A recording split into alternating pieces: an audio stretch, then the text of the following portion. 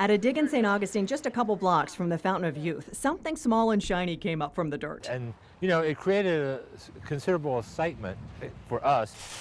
And somebody said, "Look, come look at this. We found a button." A brass button. When St. Augustine city archaeologist Carl Halbert finds buttons in archaeological digs, they're usually in bad shape. However, it's an excellent example. It's in wonderful condition. It's no ordinary button. It says Florida, and it has a picture on it. It is a Florida state seal made by a company that still manufactures buttons for the United States today, Scoville Manufacturing Company. John Powell is a button expert, and he knows who would have been wearing this kind of specialty button. Generally speaking, these are almost always restricted to use by officers. Officers in the Florida militia or the Florida state troops, and the button would have been made after the Civil War. That would date from about 1868 to, say, about 1890. During that time, the Florida militia would have worked out of the St. Francis Barracks in St. Augustine, now the Florida National Guard headquarters.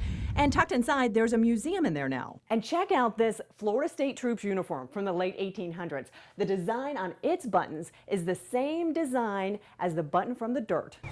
In the late 1800s, the Florida militia was involved in the Spanish-American War. St. Augustine was the major collecting point for troops for that conflict. There were hundreds upon hundreds of troops gathered here. Also in the late 1800s, 72 Indians from the West were brought here and incarcerated at what was then known as Fort Marion, now the Castillo de San Marcos. Perhaps the button belonged to a Florida officer guarding the Native Americans there. But how did the button end up at a site that was at least a mile from the fort and in the country? Somebody lost it.